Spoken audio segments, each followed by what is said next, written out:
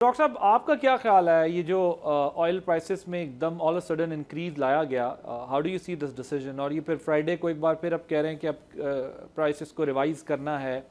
International trends کو دیکھتے ہوئے آپ کو کیا لگتا ہے پیٹرولیم پرائسز مزید انکریز ہوں گی یا ڈیکریز ہوں گی؟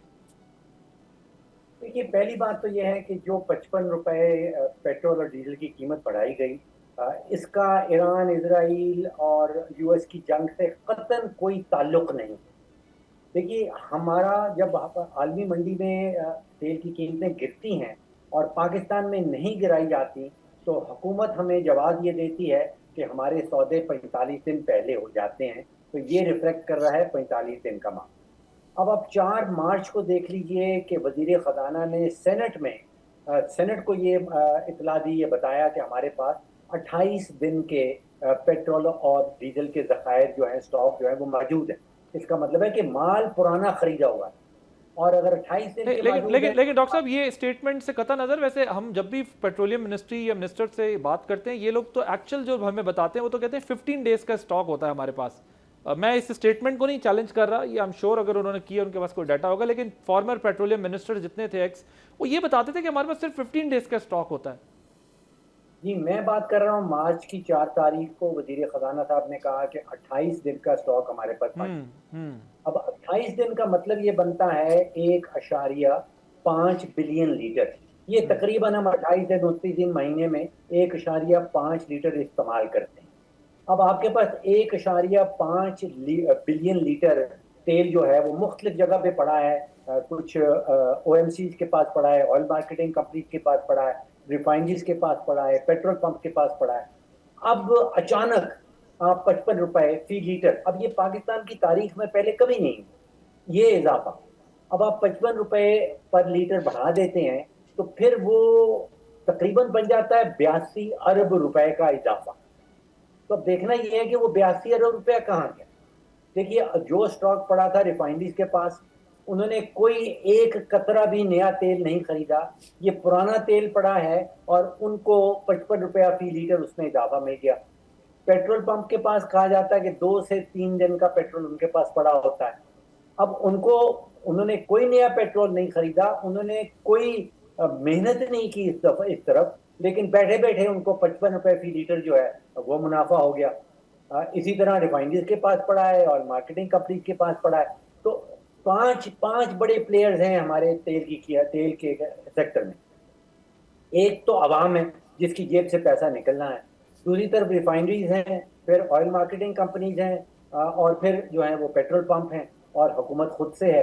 اب اس سارے کھیل میں 4 پلیئرز نے تو پیسہ بنایا۔ حکومت کی جیب میں پیسہ گیا جی ایس ٹی کی شکل میں، ریفائنریز کی جیب میں پیسہ گیا، اربوں روپیہ گیا،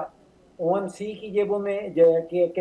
تجوریوں میں پیسہ گیا۔ نقصان اٹھایا ہے تو صرف عوام نے اٹھایا۔ تو ٹیکہ عوام کو لگا ہے اور باقی چاروں ایکٹرز کے تجوری میں پیسہ گیا ہے، حکومت کے خزانے میں پیسہ۔ یہ ڈاکٹر صاحب ریزننگ کر رہے ہیں کہ پینک بائنگ ہو رہی تھی یا ہو سکتی تھی، اس وجہ سے جو ہے وہ پرائسز ایک دم انکریز کی گئی ہیں، اس کو آپ کس طرح دیکھتے ہیں؟ دیکھیے، 2 مختلف چیزیں ہیں۔ ایک ہے قانون اور آئین کا نفاذ کرنا، اور دوسرا یہ ہے کہ انوینٹری گین کہاں سے آ رہا ہے، منافع کس کی جیب میں جا رہا ہے۔ تو 2 الگ الگ باتیں ہیں۔ منافع میں نے آپ کے سامنے رکھ دیا کہ کس کی جیب میں جا رہا ہے۔ اگر کوئی ذخیرہ اندوزی کر رہا ہے تو اس کے اوپر پھر قانون کا نفاذ کرنا ضروری ہے۔ اس کا مطلب یہ نہیں ہے کہ اگر قانون کا نفاذ آپ نہیں کر پا رہے تو آپ چیتا کیے کچھ کمپنیز چن لیں اور ان کے تجوریوں میں اربوں روپے جو ہے وہ جمع کر دیا جائے اس جواز کی بنا کے اوپر کہ بھیا وہ تو بہت نقصان ہونے والا تھا اور بہت جو ہے وہ ذخیرہ اندوزی ہونے والی۔ تو 2 الگ سے باتیں۔ انٹرسٹنگ۔ جعفری صاحب، اسٹریٹ آف ہارمز کے حوالے سے کیا اپڈیٹس ہیں؟ امریکہ نے ایرانی کشتیوں کو ٹارگٹ کرنے کا جو کلیم کیا ہے، اس وقت روٹ سے ٹینکرز کی آمد و رفت کی کیا پوزیشن ہے؟ ایرانی آئل کی فروخت کتنی افیکٹ ہو گئی ہے سارے پروسیس کے بعد؟ جی دیکھیں، جہاں تک اپنائے ہرمز کا تعلق ہے تو کچھ دن پہلے کچھ امریکن آفیشلز نے آ کے یہ کلیم کیا کہ جو اپنائے ہرمز ہے وہ کھلی ہوئی ہے اور وہاں سے کشتیوں کی آمد و رفت جاری ہے، جس کو فوراً ایران نے ڈینائی کیا، اور حتیٰ آج کی اگر آپ اپڈیٹ لیں تو آج ایک ویڈیو جو ہے وہ ایران کے سپاہ پاسداران نے پبلش کی ہے، جس میں انہوں نے ایک کشتی، جو ایک امریکن کشتی تھی، وہ وہاں سے عبور کرنا چاہ رہی تھی ایک اور کسی اور ملک کے جھنڈے کے ساتھ، اور اب ایران نے اس کو ٹارگٹ کیا اور اس کی ویڈیو بھی جو ہے وہ پبلش ہو چکی ہے۔ تو تقریباً جو ہے وہ تنگہ ہرمز یا وہی اپنائے ہرمز بند ہے، ابھی تک کسی قسم کی کوئی آمد و رفت اس میں نہیں ہے۔ ہاں، بیچ میں ہو سکتا ہے کہ کوئی ایکسیپشنل کیس، ایک دو کشتیاں ہو سکتا ہے کوئی وہاں سے گزری ہوں جو اگین ایران کی اجازت کے ساتھ وہاں سے عبور کر سکتی ہیں اس ٹائم پہ۔ اور جہاں تک سوال ہے کہ امریکہ نے ایرانی نیوی کو جو ٹارگٹ کیا، اور جو ایرانی شپس ہیں، بوٹس ہیں، ان کو ٹارگٹ کیا، تو یہ ظاہر ہے کہ جنگ ہے، اس میں ایران کی طرف سے ٹارگٹ کیا جاتا ہے، ان کی طرف سے بھی ٹارگٹ کیا جاتا ہے، لیکن جو کلیم ہے کہ ہم نے بالکل جو ہے وہ ایرانی نیوی کو تباہ کر دیا، اور ایرانی، جیسے ٹرمپ نے کہا کہ ایرانی نیوی اب جو ہے وہ وجود نہیں رکھتی، تو اگر ایسا ہے تو ابھی تنگہ ہرمز یا اپنائے ہرمز کھل چکا ہوتا، لیکن ہمیں ایسی کوئی چیز دیکھنے کو نہیں مل رہی۔ جہاں تک بندرگاہوں کا تعلق ہے تو اس میں سینٹ کام نے ایک اسٹیٹمنٹ دی ہے، جس میں انہوں نے یہ بولا ہے کہ ہم ایران کی جو پبلک بندرگاہیں ہیں ان کو بھی ٹارگٹ کر سکتے ہیں، کیونکہ ایران وہاں سے جو ہے وہ ان کو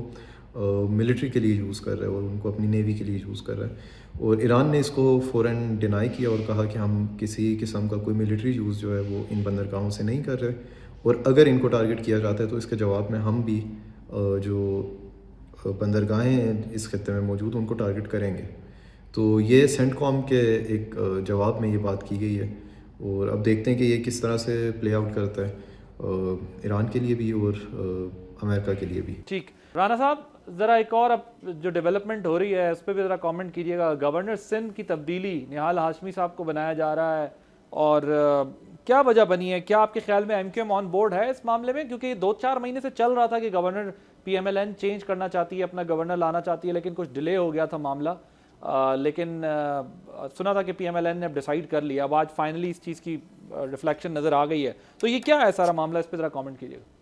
دیکھیں، جب وعدہ پیپلز پارٹی اور مسلم لیگ نون کا ہوا اور اس کے اندر اتحادی جماعتیں ساری شامل تھی، چاہے وہ کاف لیگ تھی، چاہے وہ ایم کیو ایم تھی، وہ بی اے پی تھی، ساروں کا ایک طے تھا، اور وہ یہ ہوا تھا کہ گورنرز جہاں پہ جن کی حکومت ہوگی اس سے دوسری پارٹی کا گورنر ہوگا۔ جیسے کے پی میں تو چلے گئے پیپلز پارٹی کے، اور بلوچستان میں پی ایم ایل این کے آگے، پنجاب میں پیپلز پارٹی کے آگے، اور یہاں مسلم لیگ نون کا آنا تھا سندھ میں، لیکن اتحادیوں کو کھپایا گیا، اور وہ ظاہر ہے کہ وہ تیسرے ایکٹر کے طور پہ سامنے آئے، ٹسوری۔ وہ آپ بے شک ایم کیو ایم کے کھاتے سے آئے، لیکن وہ آپ کو پتا ہے کہ وہ کس کھاتے سے آئے، اور یہی سمجھا گیا۔ اب آپس میں ایم کیو ایم کے اندر اتنی زیادہ لڑائیاں ہو چکی ہوئی ہیں کہ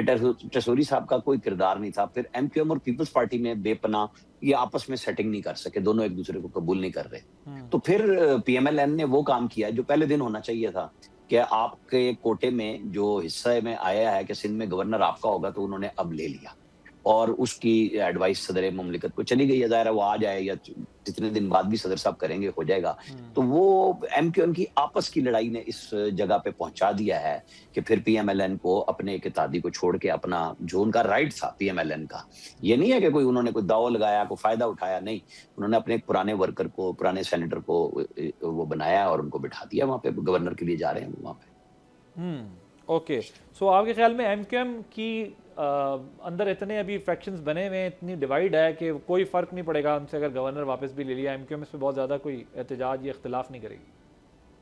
نہیں، وہ کریں بھی صحیح، ان کا رائٹ ہے، وہ کہیں گے کہ آپ ہم سے پوچھ لیتے ہیں، ہم آپ کو دوسرا بندہ دے دیتے، یا کچھ نہ کچھ اتحادیوں کو اعتماد میں لیا جاتا ہے۔ اس کے اندر گارنٹر بہت موجود ہے نا، جس کی وجہ سے پہلے پی ایم ایل این نے اپنا بندہ نہیں دیا، تو وہ گارنٹرز کو بھی سمجھ آ گئی نا، تو اسٹیبلشمنٹ گارنٹر ہے نا اس معاہدے کی، جو پیپلز پارٹی، مسلم لیگ نون، ساری اتحادیوں جماعتوں کا اور مل کے چل رہے ہیں، جس کو خواجہ آصف ہائبرڈ نظام کر رہے ہیں، تو یہ اسی کا شاخسانہ ہے نا کہ بھئی اگر آپ نہیں سنبھال سکتے چیزوں کو تو پھر ٹھیک ہے، پھر پی ایم ایل این نے اپنا قدم بڑھایا اور لے لیا۔ ٹھیک، سبسکرائب کریں اور بیل دبائیں تاکہ کوئی خبر رہ نہ جائے۔